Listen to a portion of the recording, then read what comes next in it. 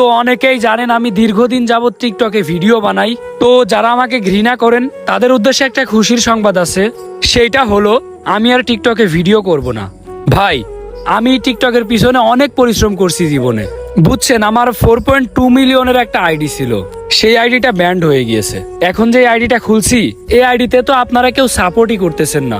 এই জন্য মানে অনেক কিছু মিলাই একটা জিনিস চিন্তা করলাম যে এত পরিশ্রম করে লাভ কি?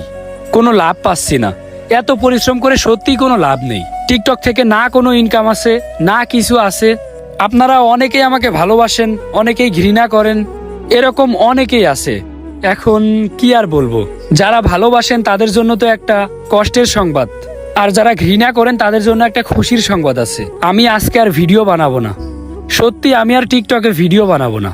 আজকে আমি আর টিকটকে ভিডিও বানাবো না, আবার কালকে থেকে বানাবো। কালকে থেকে ভিডিও দেখেন আবার।